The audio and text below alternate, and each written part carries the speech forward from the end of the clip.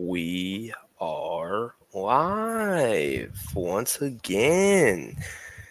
Different setting for me this episode, but same setting for Coach. Like always, with the two doors split there. How you doing today on this lovely evening? Just like my counterpart over here, I like to change it up. I'm just kidding. I'm actually in the exact same room. Yeah. I just recently bought a house and I have not fully furnished it yet, but y'all are not here for that. Y'all are here for the money and the combos and the fun stuff. But yeah, going through that right now, as you can see, there is nothing on these walls. So Yeah. Well, we're kind of in the last couple of weeks. I'm going to call them some filler weeks before we get into week 0 in our actual sports betting and all that stuff, like week to week. So I figured we'd come today and maybe test out some new features of the stream, recap some of our bets, maybe what we're seeing in some of the quarterback competitions around the big colleges in the SEC, like LSU and Texas A&M, and let's just have a conversation. You don't want to keep you too long here, but we want to keep you invested. And maybe if you have anything you want to add on, feel free to comment. Please like and subscribe to the channel as we get into here. Our TikTok, we had a big blow up on our TikTok on one of the videos. TikTok, my apologies, on one of the videos that we posted. So go check us out at 4th and 1 Pod on there. So let's get into it, man. Trey, what do you want to start with today? I never really like to start talking about it this way, but again, this is not we're self-promoting ourselves, guys. So as far as the likes are concerned, it takes 2 seconds. A little like ding. It helps put us in the algorithm, helps filter us to the top. So on your recommended videos, when you open the app, we show up. Checks out. That's all that is. I never like to start with this kind of news, man, but it seems as though we do have a little bit of an injury update. And I'm gonna have to make a point off of this, and I hate to put it this way, but the Wake Forest Sam Hartman, their quarterback, he's out for undisclosed reasons. They're not really telling us what it is, and it says it's going to be a while. And I know nobody wants to see the kid hurt. I certainly don't. I hope he feels better and gets better. But I'm going to tell you why I want to talk about this, and it's because earlier in the podcast we talked about the kind of bets that we were going to take and kind of get back to them. Look, dude, if Wake Forest doesn't have a QB, my Vandy over 2.5 is looking spicy. Vanderbilt with minus 120, guys, it's not too late to hop on that. There's a lot of people. There's a lot of people that are trying to hop up on this bandwagon, and the reason for that is because, truthfully, I think that Vandy is one of those kind of teams where you can literally watch them and just have fun. You can literally play a drinking game of take a shot for every point they score, and you take like 5. This is fun, bro. Like, I just need 3. You play Hawaii, Elon. They've got Wake Forest, Northern Illinois, bro. If you can't go 3-1 there, then I just don't know. What was the number you got when you originally took this bet? Do you remember? I will tell you. Was it plus 120? It was still at one. I'm pretty sure it was 120. Okay, well, it's plus 100 now, so it's still good value. It was actually minus 140. Oh, it was minus 140. Wow. Oh, well, dang. You might want to go put some more money if you're that confident on it. That's the play, and I'm not really sure. Look, it is what it is, dude. I just need 4. It's like the West Virginia you thing. 3, huh? Oh, did you have 3 now? Three. Okay. I did. It's maybe like, that's why. I don't know, man. It's kind of like that West Virginia play, dude. Like we're talking about all these kind of teams. I just need 6. It's minus 110 at the time for West Virginia. West Virginia's returning literally everyone but one on their big beefy lines, both sides of the big uglies, bro. You're giving me all the same fatties. You don't think we're gonna run the ball, bro? Tote me to 6 wins for West Virginia. But anyway, I'm not really sure how you feel about that if you're going to join in on that now. But if you do, I guess we can see you. Look, you remember our bet from last year? I still owe you a 24-pack of beer because you took the under and I had the over for, I think, what was it, 1.5? Yes. For Vanderbilt? Or like an SEC game? I forgot what it was. It might have been something like that. It might have just been to win a conference game. I forgot what it was, but they didn't win one. So, and I'm on a different side of the totem pole this year, bro. Yeah, now you are. Look, I in the first episode, I completely reacted emotionally on this subject. I'm in at plus 100. That number looks a little juicy now compared to the minus 140, and then with them playing Wake Forest without their quarterback, that seems like a good opportunity to. Do they play early on in the season? Correct. So I'm pretty sure. I'm pretty sure when we talked about this, it was like the main reason why I wanted to take this. But they do play them third, so September 10th, and they get Okay. them at home too, bro. They're playing them at home, and Well, it's it's an not like 11 a.m. kick. I don't So know if Vanderbilt's home crowd advantage is going to really stir the stir the look, direction one way or the other. But look for all of my weightlifting dogs. You know that an early morning football game sucks, but they are going to put you hard on the pre-workout and the smelling salts, and they hit way harder in the morning. So, the um, smelling salts are not fun. What do you think? I mean, I don't really have anything highlighted for Wake Forest's number, but we did see it was at 6.5 with a lot of juice towards the over still. I don't want to touch that. And again, I think it's because I think that the coach is the coaching there is good enough to keep them alive, and I don't think that. And I really just don't think that I want to touch that number because he's done so much with so little that there's no real reason to want to try to fade them when we don't know how long the kid's going to be out for. He might only be out till week 4, but that I mean that helps me on my under. So Right. I really don't know. So I'm staying away from that. I Well, wouldn't.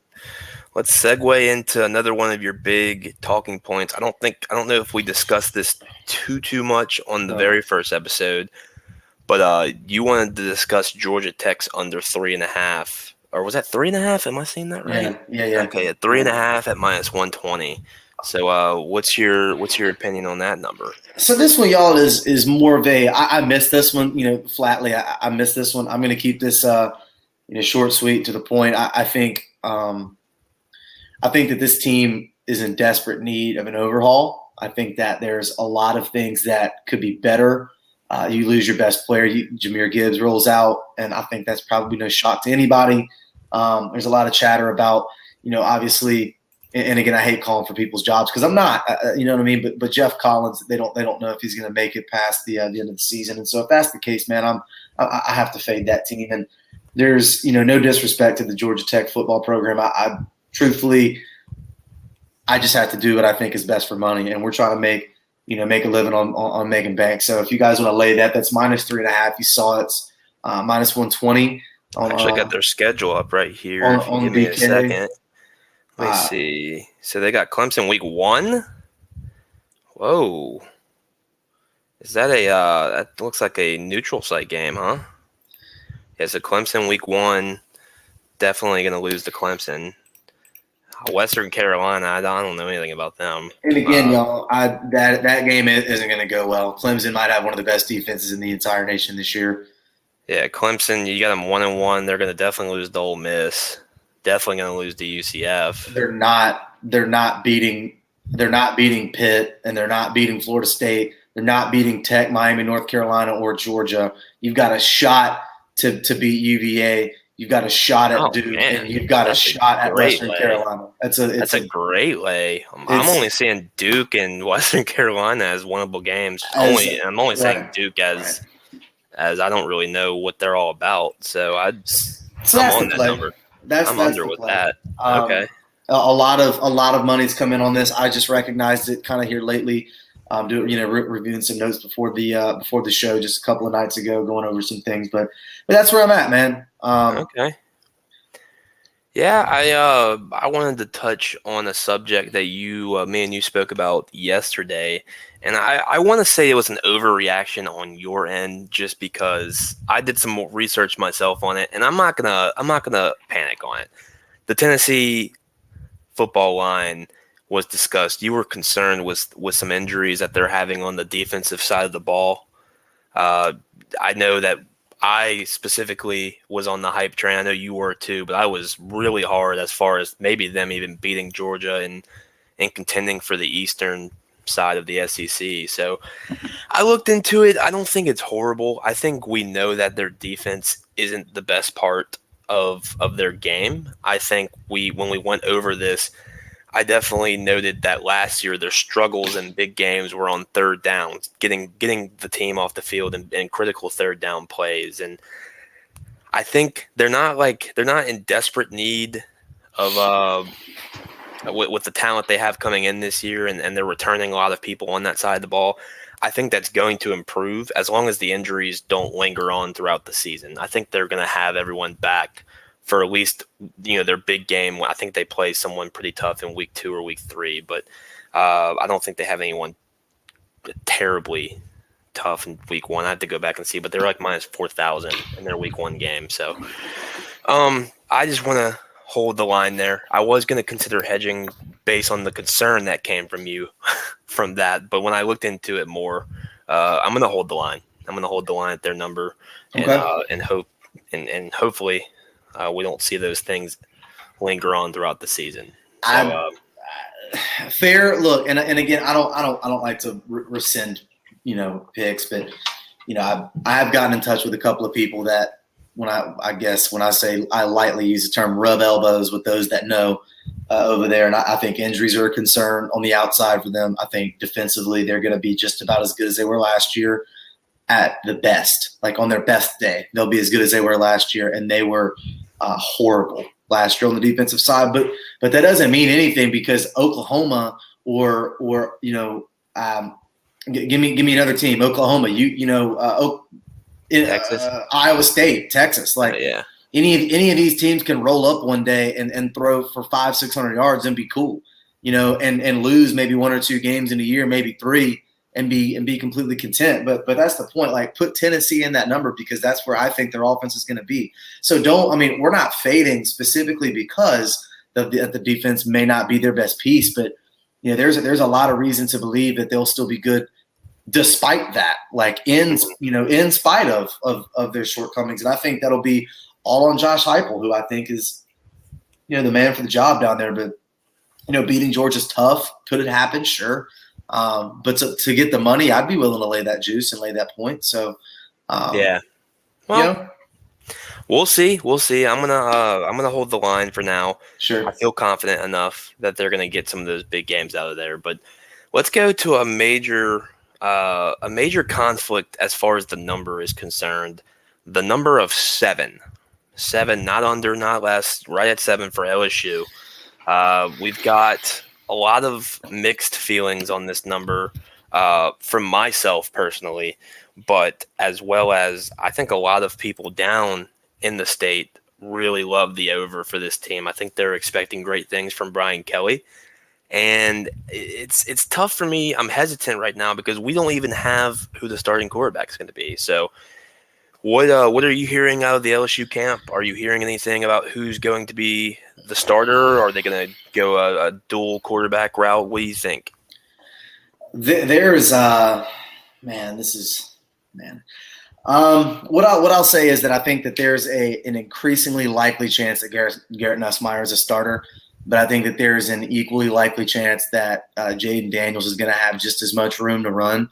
And so whoever out of those 2 starts, I think the leash is going to be shortened for the other person to have a chance. And I say that because say you give it to Jaden, Jaden's going to get a short leash and they're just going to be waiting for him to mess up so that Nussmeier can come in. I think all the tea leaves read that it's a 2-man race at this point with Miles maybe fading a little bit back. Which I think the kid's staying around for as long as he has. I mean, he's been there as long as the Lincoln administration has been around. So, bless his heart. I want nothing but the best for him. I think whenever you get into these kind of things, that you got to do what's best for the team, and they want a QB that can move around. Looking at a couple of tweets here, man. Obviously, the recruiting trail is going well too. They're recruiting kids in the bloodline of what they want. Like you look at a Walker Howard, you look at a Garrett Nussmeier, you look at the recent signing of the recent commitment of Ricky Collins. Like what they want. Florida is no different. Georgia is no different. They're like Alabama is no different. They all have what they want, but they'll get the best out of what they have. So for me, if I had to lay that money today, I would go Garrett Nussmeier. I think Brian Kelly knows what he's looking at, and there's no real reason to believe that we should assume that it's going to be anybody else but those 2. I think Miles is kind of taking a step back in that realm. And I Yeah. think that as far as the 7 is concerned, dude, look, you know how I feel. So Yeah, I was. I know we're attempting to go through. We're trying some new things on the stream. I know you probably. I don't know how great you can see some of this stuff. So we're working hard on getting all that fixed and all those things looking good for the stream going forward when we get to our week 0 picks. But I am seeing a lot of talk with Nussmeier out right now. He's got a minor nagging injury, and Jaden Daniels is taking the snaps, the majority of the snaps, and that's important because one, like you said, I know you're leaning. I think a lot of the people in LSU's camp are leaning towards Nussmeier being the starter. But two things from that: one, where's Miles Brennan? I mean, like Miles Brennan coming into when he announced his comeback, you figured he was a shoe-in to be the star of the team, the starter for that position, and we're just not hearing his name, and that's concerning. And I think yeah, I think they're trying to be cautious with how they work with this because I feel like he entered the transfer portal, correct, before coming back, so that's got to be disappointing for him. And as far as Jaden Daniels is concerned, it's important that he's taking the majority of these reps because he's got the most experience out of the three right now, and I see a lot of fans wanting him to be the guy. Now he's got some concerns as far as his arm is concerned. Is he a great passer?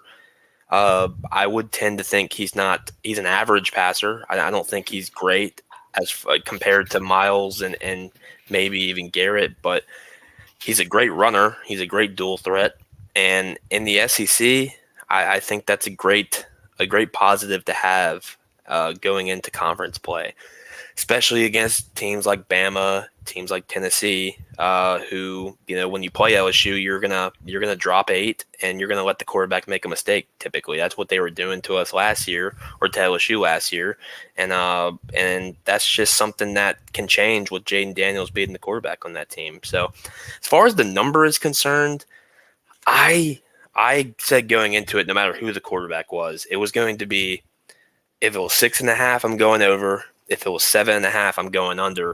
And if it was 7, I wasn't touching it.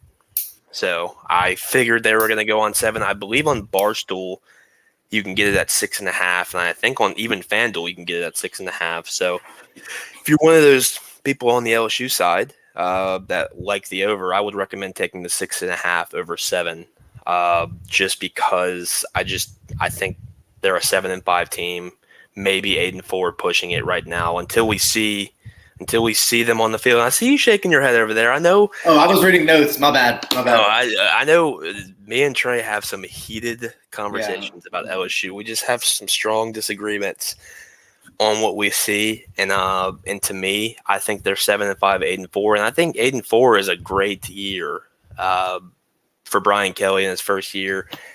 I wouldn't complain with that. So that's all I got to say about that. I think they're going to go with Nussmeier, and I think they're going to add Jaden Daniels into the mix as well. I think they're going to go with both those guys and poor Miles Brennan. I don't know what they're going to do with that situation. I think they're going to try and ease into it, and they're giving him every chance as possible because no, we're only into the first week of camp, but I figured he was going to be the guy even before we got there. I didn't think it was going to be a competition. So we'll Sure. have to see. We'll have to see what they do with that.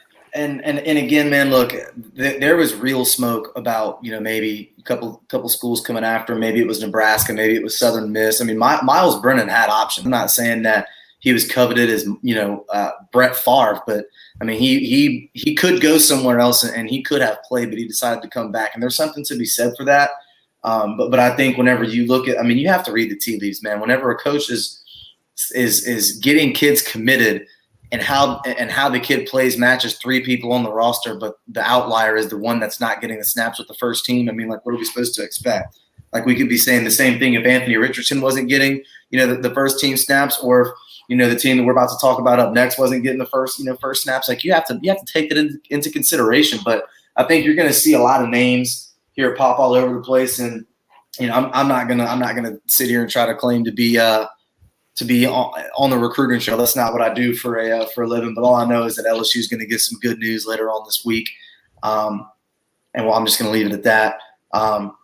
And so I think with that, I'm going to lead into another thing that I wanted to talk about, and this is kind of one of my favorite discussions this year. And again, I know that this is obviously a team that Russo might have had a couple of strong things to say about. I apologized. I know, but I think that a lot of people just kind of expected, Texas A&M to just don Max Johnson, the starter. A lot of people think, if you're going to go, it's for the same reason why people thought Jaden Daniels would be the starter. Why'd you go and get him if you're not going to start him?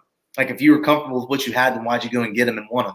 So for Texas A&M, this is the reason why he and I both went on the under here, is because we really don't know. I don't think that the offense has changed in a really, really long time. I think that it is the same offense that that Jimbo drew up, 38 years ago. But the point of why I respect A&M is because they continue to. I mean, obviously Texas 8-4, but they still win games despite that. Like they've not had a dominant quarterback, but yet they still will come out and win games. You don't see anybody else marching over and beating Alabama in the regular season, but they did it. So it's to me, if I had to make the choice today, from what I understand and what I'm hearing, I'm thinking that it's Haynes King. Haynes King has been raising a lot of eyebrows. It could go either way. But you have to think about, what Haynes King brings to the table, man. Like, everybody kind of sleeping on this dude, and Connor Wegman, everybody's sleeping on him too. But Haynes King, obviously coming out of Longview in the COVID class, I think he was in 2020. He's been around for a little bit. It's his time. It's now or never, bro. Like, quarterbacks don't stay around for forever. It's now or never. So either put it on, strap it up, and tote that thing, or you might have to go find somewhere else to play, because Max Johnson's here to play his brothers over there. So where he's going to go? I mean, yeah, no, I know Max Johnson was perceived to be the guy. I don't know where Jimbo's going to go. I firmly believe that if Max Johnson is the starting quarterback of this team, under 8.5 is a Russo lock. Okay. I'm not saying this out of spite. I don't think if he's starting the season, even if he just plays the first half of the season, they're not winning 9 games. They're not going 9-3. The West is way too tough this year. NIL is going to not only affect them, because I know they're getting a lot of great adds to their team and additions to their team, but so is Ole Miss, so is Arkansas, so is Mississippi State, so is LSU. So, and Bama's Bama. So to me, if Max Johnson's the starter, under 8.5 plus 130 is one of the best bets I've ever seen as far as a total is concerned. And same for Auburn with TJ Finley. Now he's got some drama with the team. I think the team addressed it. They kind of swept it under the rug. I don't know how much that affects him being the starting quarterback over there. But if TJ Finley is also the starting quarterback, I don't have Auburn's number in front of me right now, but I'm telling you, go to DraftKings, go to FanDuel, if you're in Louisiana, by the way, or any approved state, go bet the under for Auburn. If either of those quarterbacks are starting, as far as TJ Finley for Auburn and Max Johnson for A&M, keep on the lookout for them. We're going to have a Twitter soon. I'm going to hopefully have it up this weekend. And it's Friday. We're trying. We typically record on Thursdays. I had a stomach bug yesterday, so I could not get. I just couldn't get here without maybe having to go to the bathroom. I didn't want to do that to Trey and leave him by himself. So it's Friday this weekend. Hopefully, I'm going to have everything up, and I will post it to our Facebook. I'll make an ad for it on our TikTok. Please go check us out on TikTok as well. YouTube's not our only platform. And when we get to week 0, we will be officially on Spotify and Apple Music as far as the podcast are concerned. I've got all of that worked out. I've had some experience as far as that's concerned with some of my other shows. So I will have that up and ready, and we'll have all the links for you there. But please go check out our Twitter this weekend. I'm going to have everything set up for that. That's where you can track our bets. That's where me and Trey are going to have all of our bets. We're going to distinguish who's making the bets. We're going to keep up with our records throughout the year. And hopefully we're both going to be positive. Hopefully we're going to be bringing in some units to the folks that are betting with us and that are tailing us. And I know people might be hesitant towards the beginning just to see how we do. But I'm feeling both of us are going to be at least 60% this year as far as a win percentage. And for people saying, oh, only 60%, 60% is very good as Yeah, far how hard as that is to do. yeah, 50-50, even, I mean, 50-50 is you're probably losing some juice as far as, when you make every single bet, but still 50-50 is even impressive throughout the entirety of a season. And we're not only going to be picking one or two games like, most people do. We're going to be picking a slate of games. We like to, Correct. Correct. Fill our cards with a lot of games, and we see a lot of value doing that. So that's my opinion on that. But yeah, Coach Trey, anything else you want to get out before we get to the weekend here? No, but again, and I want to make this point. When you make season bets, it is so easy. It is so easy for people to watch from the woods and then wait till it plays out and then say, "Oh, look, I told you so. You look dumb." Like, we're going off of information that we have. You know what I mean? And first of all, whoever does that, you suck. And clearly, you don't play this game because you're going off of information that you have. And for example, like Will Anderson going down to 1,500, you're looking at it right here. I think we're getting the people on Will Anderson, man. I think you're leading the way with that. The fact that there is so much disrespect for him to win they should make a week where he is just in front of everybody and has the best odds for the Heisman, specifically because he was robbed. It is a crime. And again, we're going off of information that we have now. We might get to week 2 and go, man, all these bets are pretty much locks. And you might get to week 3 and go, man, well, half those bets kind of sound like you don't really know. And so who can say? So be along for the ride, man. Our game-to-game weeks are going to be sick. I did not know we were gonna drop Spotify knowledge on everybody. We were kind of keeping that under wraps. So congratulations to everybody that heard that here first. We are going to come to Spotify, so that means whenever you're going, to hit the gym, going to work, walk the dog, whatever it's going to be, you can still listen to us and maybe not have to look at our beautiful faces the whole time. But and the last thing that I want to say is this is going to be a channel that I think we're going to have to follow the whole year round, and it is that there is going to be a change in college football. And I think you're going to see what I'm saying, as the weeks progress. But changes are coming, and things are going to happen a little bit differently. And there goes into it. We're going to get into it later on in the season as to why a Will Anderson pick is part of that. Right. Yeah, I agree with that. And as far as the show is concerned, we're going to be reaching out to people. We're going to have some special guests on our podcast, hopefully throughout the year, whether that be some athletes that play for teams or some other podcasts similar to us. So if you're interested in that, feel free to reach out to me or Coach. We're very open-minded people, and we want anyone and everyone, whether you're just a fan, an athlete on a team with an opinion, or if you're podcasting like us, man, let's network and let's have a good time. So look out for that. Be on the lookout for that. Our Twitter, on Spotify, all that news is going to be on our Facebook. So check us out. And that's it, man. Below 30 minutes. Again, we're getting the information out with quality and assurance. So No Odds are sponsored by our DraftKings. I wish they'd sponsor us maybe in one world, but that's just the site we're using. I feel like that's the most it has the most variety. So check out DraftKings, but also make sure to network with the other sites as well. Maybe you'll find better lines there. So that is it for us. I hope everyone has a great weekend. Coach Trey, any final words? Nothing really else besides that, man. We're just kicking tires, lighting fires. You know how we go. Peace out. Week 0 cannot come fast enough. Let's go. Week 0 is coming.